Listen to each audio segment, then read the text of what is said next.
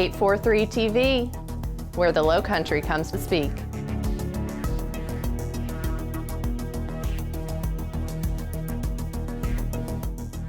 .843 TV, where communities come to speak.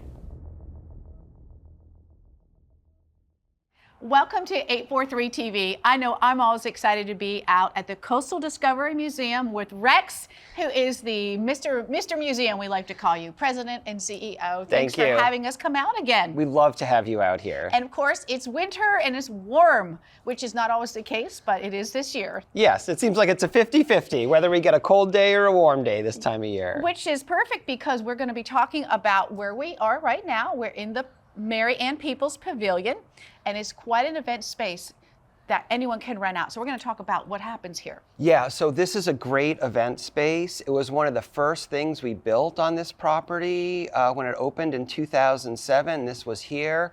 The town has just gone through and renovated the building, new lights, new fans. We've got brick pathways that lead from here into the Camellia Garden, beautiful shell and landscaping. And so we love this as a wedding venue, and a lot of people will rent it as a wedding venue. We do our signature events here, like cocktails and camellias.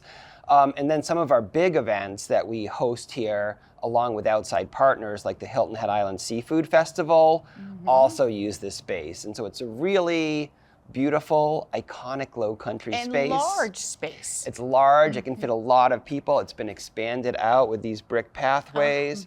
We have the live oaks that are all uplit at night, and so it's just an absolutely sort of breathtaking gorgeous setting. And the fireplace too, in case it is a little chilly or just some extra ambiance. Yes, it's just we've got fantastic. A fireplace. Everyone likes fires. We have a fire pit over there, and so one of the things that I've noticed when people have weddings here in the fall, winter, early spring, they'll build a fire out there and all the kids will go and like play around the fire, and it's just a great like sort of family setting. Wonderful. So if you're thinking about a wedding coming in 2025 or beyond, you're probably booking way out. We're booking in 2026 and 2027 actually. You all call and you can walk them through, or your event planner will help them do that. So, love to do that, yeah. So now, of course, it's the time of year where typically you're doing your appeal, because this is supported by generosity of other people. It's a nonprofit, and everything you do and improve has to come from funds that you can.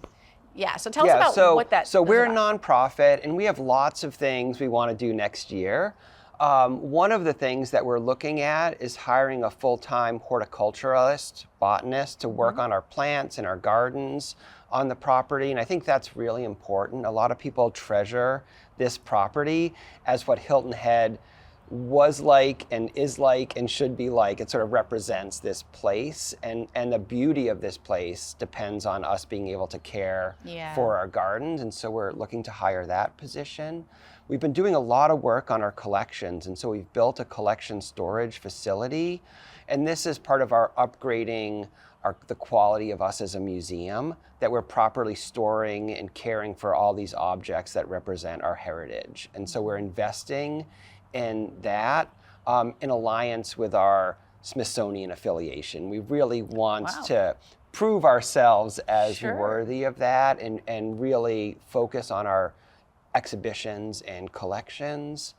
And then we're working on the Santa Elena project, which I've talked about before, which is really exciting, telling the story of 16th century Hilton Head Island and Port Royal Sound. Yeah, so people don't realize the history that is here, like you said, in the museum, outside the grounds. It's just fantastic. Yes. That's why I love to come and help get the word out. So as far as supporting, do you have certain tiers? Do you have a certain campaign time frame? Yeah, so we do an annual appeal. Some people give in December at the end of the year. Some people give in January at the beginning of the year.